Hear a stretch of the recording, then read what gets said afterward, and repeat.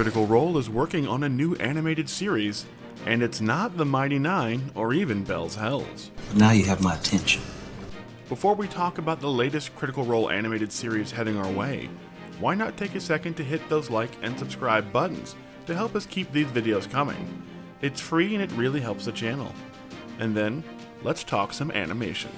Buried in Critical Role's announcement that Ad Hoc Studios, the dev team behind the highly anticipated Dispatch video game, would be handling the Critical Role video game, was a little tidbit that Critical Role would also be working on an animated series based around the Dispatch game. That's right, for the first time ever, Critical Role is taking a crack at adapting someone else's work for animation.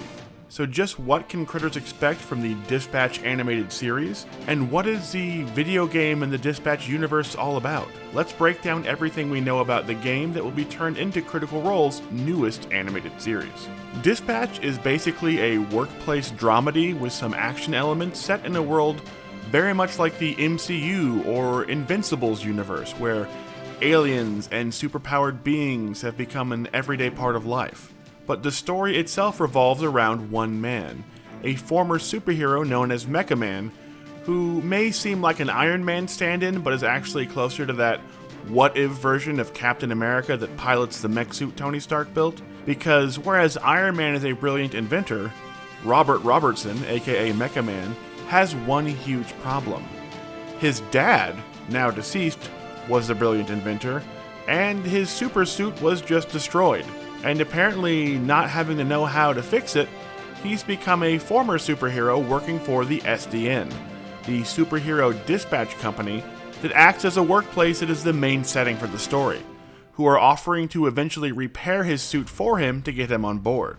Basically, with his personal trauma and dead family, he's a Liam O'Brien main campaign character come to life. The rest of the cast is fleshed out with superheroes Robert met during his Mecha Man days, now also working for the SDN, and most interestingly of all, Robert is also put in charge of a group of semi-reformed villains who are working as Dispatch heroes to avoid going back to jail as part of the special program, including an actual Batman whose superpowers are sonar screeches and financial embezzlement, an intergalactic demon who looks like if Karlach and Nightcrawler had a kid, and an incredibly annoying version of the Human Torch who may have been the one to destroy Mecha Man's suit in the first place. So now Robert, if he ever wants to get back to fighting crime as Mecha Man and shake off the trauma of losing both his suit and his father in short order, has to try and keep these maniacs on task and in line, or wind up back out on the streets and worse than ever. Add in a former teammate turned potential love interest who helps bring him into the workplace at SDN at the start of the story, and you can see how there is a lot of room for some really interesting storytelling here. And their Critical Role cast is very familiar with the source material as well, since Laura, Travis, and Matt all voice big roles in the video game. The Dispatch game has a ton of heart and humor, and we imagine the animated show would lean in a bit more to the action scenes as well. And given the game itself is basically already animated given the amazing art style they've used for it, we could be seeing this Dispatch animated series sooner than you might think. So are you willing to give a Dispatch animated series from Critical Role a chance?